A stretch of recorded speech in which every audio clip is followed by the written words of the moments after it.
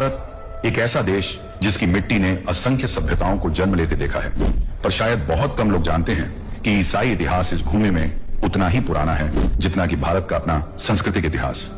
बहुत लोग सोचते हैं कि ईसाई विश्वास भारत में अंग्रेजों के साथ आया, लेकिन सच इतिहास से भी गहरा है और अद्भुत भी। ईसा मसीह के शिष्य प्रेरित थोमा पहली शताब्दी में लगभग ईसा के 92 ईस्वी में भारत पहुंचे थे। ना कोई सेना, ना कोई सत्ता, सिर्फ एक सरल संदेश, सत्य, प्रेम और उद्धार। वे दक्षिण भारत के तटों पर उतरे, आज का केरल।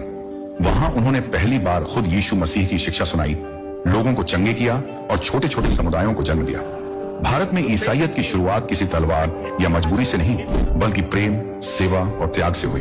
भारत ने अपने इतिहास में सबसे पुराने चर्चों में से कुछ को अपने आंगन में बसाया। ये चर्च न तो विदेशी थे, ना ही बाहरी। ये भारत के लोगों द्वारा भारत की मिट्टी में खड़े किए गए चर्च थे। वे लोग भारतीय भाषा बोलते थे, भारतीय संस्कृति अपनाते थे, पर यीशु मसीह का प्रेम अपने जीवन से दिखाते थे। भारत में ईसाई शुरुआत से ही किसी संस्कृति के विरुद्ध नहीं था, बल्कि यहाँ के ईसाई भारत के रंग नहीं रंग गए। उनकी सभ्यता, बोली भाषा, कपड़े, रीति रिवाज सब भारतीय ही थे। ईसा ने उन्हें सिखाया, अपने पड़ोसी से प्रेम करो, और यही शिक्षा भारत की संस्कृति से मिलकर एक खूबसूरत सेतु बन गई। सदियों बाद जब अंग्रेज भारत आए तो उनके साथ कुछ धार्मिक गतिविधियां भी बढ़ी। यहीं से कुछ लोग ईसाई इतिहास और अंग्रेजी शासन को एक ही चीज मान बैठे। हालांकि भारत में ईसाई समुदाय ब्रिटिश रूल से 1000 साल पहले ही मौजूद था, लेकिन गलतफहमियां फैलती चली गई। लोग भूल गए कि भारत के ईसाई भारत के ही हैं, न कि किसी विदेशी ताकत के अनुयायी।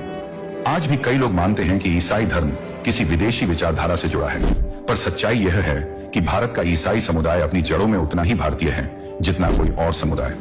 उन्होंने इस देश के लिए स्कूल बनाए, अस्पताल बनाए, अनाथालय खड़े किए और सबसे गरीब वर्ग की सेवा की। उनका उद्देश्य था खुदा का प्रेम जीवन से दिखाना। इतिहास हमें बताता है कि भारत में ईसाई विश्वास किसी सत्ता या बल से नहीं, बल्कि त्याग, गवाही और बलिदान से फैला। ये वही संदेश है जो प्रेरित थोमा इस भूमि पर लेकर आए थे।